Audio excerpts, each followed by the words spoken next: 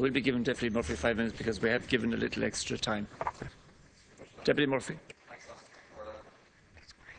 It is July 8th, supposedly emergency budget.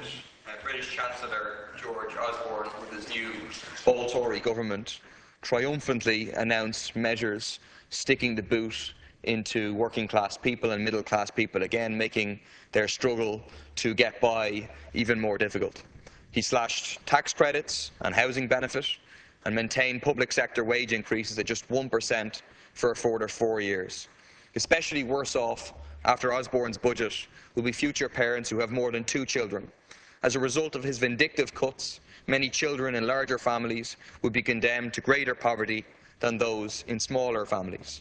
The Tories have also openly stated it is a priority for them to introduce laws curbing the right to strike, introducing a ban on strikes by public sector workers unless at least 40% of those eligible to vote in favour. That's from a government which crept back in with the votes of 24% of the electorate.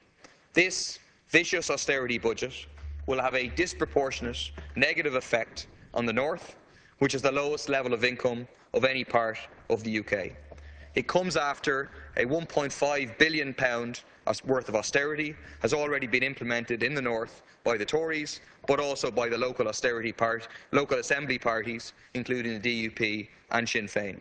They have signalled by signing the so-called fantasy budget that despite the crisis around welfare reform, they are intent on moving forward with an austerity programme that they agreed in the Stormont House Agreement, which will see up to 200,000 redundancies in the public sector, scandalously financed by Stormont borrowing £700 million from Westminster to lay off thousands of workers, up to 500 schools under threat. That's under the watch of John O'Dowd, Sinn Féin Education Minister, which have not gone unresisted in Belfast, with communities rallying to defend Suffolk Primary School in the west, Avonneal and Dundonald in the east, and Mulvern on the Shankill Road. They also want to push ahead with the selling off of public assets. The Waterfront Hall and Belfast Harbour have been earmarked for privatisation, and the DUP's Arlene Foster recently stated NI Water could be a potential revenue raiser if water charges were brought in.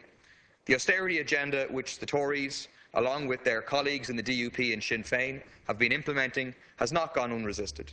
Thousands have taken to the streets against attempts to close Daisy Hill Hospital and the Down Hospital.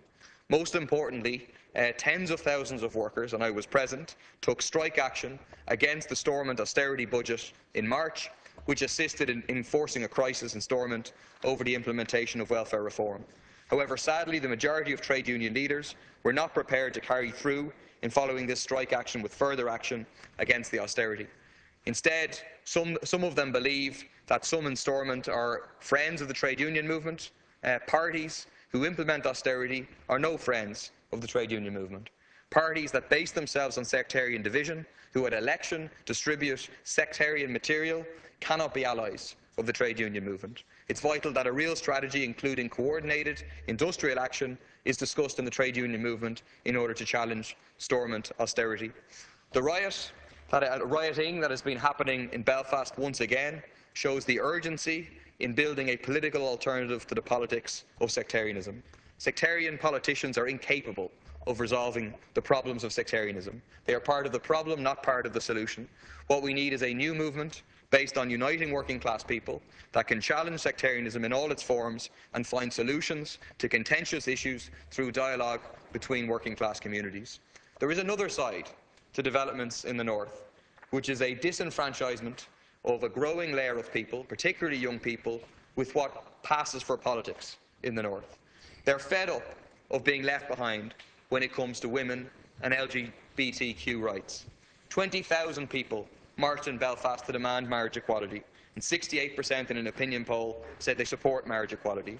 Yet politicians in Stormont, not just the DUP, but others including the SDLP and Alliance, have opposed this or abstained in the vote. You cannot be neutral on these questions of oppression.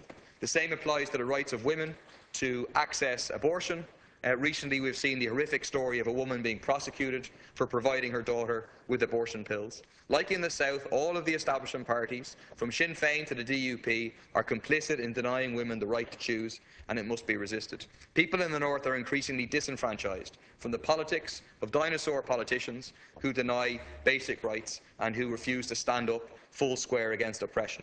They're fed up with politicians who make excuses for implementing austerity, and they're sick of sectarianism, which is the daily menace to the lives of ordinary people. That's why the desperate need is, which the Socialist Party is committed to, is building a working class alternative and a socialist alternative to the abysmal failure of sectarian politics and sectarian politicians in the North.